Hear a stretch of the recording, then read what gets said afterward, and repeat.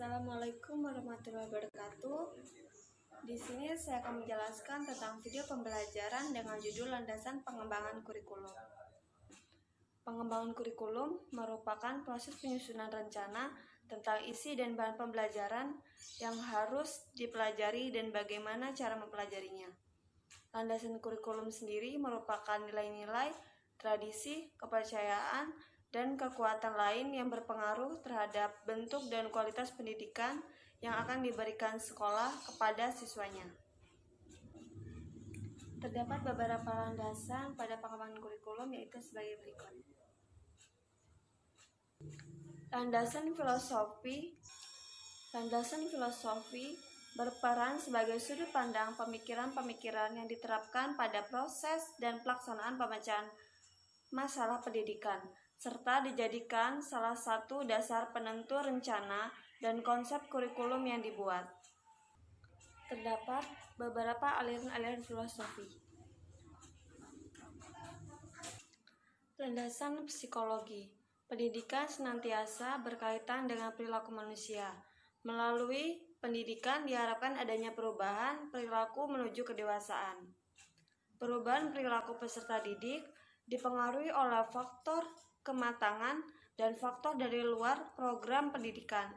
Kurikulum diharapkan dapat menjadi alat untuk pengembangan kemampuan potensi peserta didik menjadi kemampuan aktual.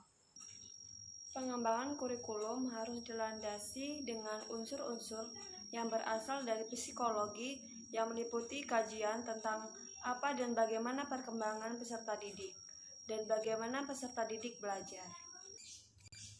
Pengembangan peserta didik dan kurikulum. Implikasi terhadap pengembangan kurikulum ada 3. Yang pertama, peserta didik diberikan kesempatan untuk berkembang sesuai dengan bakat, minat, dan kebutuhannya. Yang kedua, lembaga pendidikan hendaknya menyediakan bahan ajaran yang bersifat kejuruan maupun akademik. Yang ketiga, kurikulum membuat tujuan-tujuan yang mengandung aspek pengetahuan, sikap, dan keterampilan. Selanjutnya yang B, psikologi, belajar, dan pengembangan kurikulum. Psikologi belajar merupakan suatu cabang bagaimana individu belajar. Belajar bisa diartikan sebagai perubahan perilaku yang terjadi melalui pengalaman, baik yang bentuk kognitif, afektif, maupun psikomotor. Terdapat jenis-jenis teori belajar. Yang pertama ada teori daya, yang kedua teori behaviorisme, dan yang ketiga teori organismik. Selanjutnya ada landasan sosiologi. Sosiologi adalah ilmu pengetahuan yang menyelidiki berbagai gejala sosial hubungan antar individu, antar golongan, antar lembaga sosial atau masyarakat. Terdapat 4 peran penting sosiologi dalam pengembangan kurikulum, yaitu sebagai berikut. Faktor pengembangan kurikulum dalam masyarakat.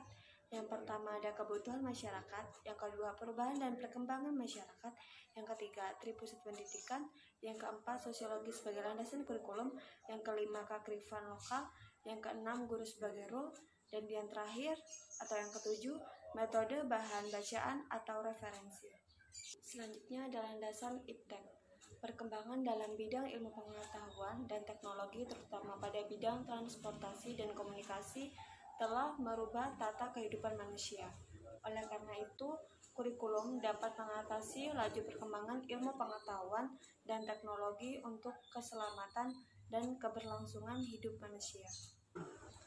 Perkembangan ilmu pengetahuan dan teknologi secara langsung berdampak pada pengembangan kurikulum yang mencangkup pengembangan isi atau materi pendidikan, penggunaan strategi dan media pembelajaran, maupun penggunaan sistem evaluasi.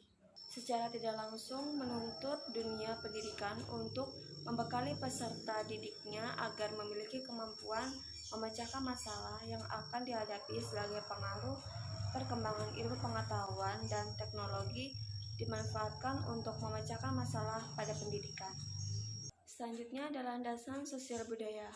Landasan sosial budaya merupakan nilai-nilai yang bersumber dari sosiologi dan antropologi suatu masyarakat di sekitarnya yang menjadi titik tolak dalam pengembangan kurikulum. Melalui pendidikan, manusia mengenal peradaban masa lalu, turut serta dalam peradaban sekarang, dan membuat peradaban masa yang akan datang. Dengan demikian, kurikulum yang dikembangkan sudah seharusnya mempertimbangkan, merespon, dan berlandaskan pada perkembangan sosial budaya dalam suatu masyarakat, baik dalam lokal, nasional, maupun global. Sekian video penjelasan dari saya ucapkan terima kasih. Wassalamualaikum warahmatullahi wabarakatuh.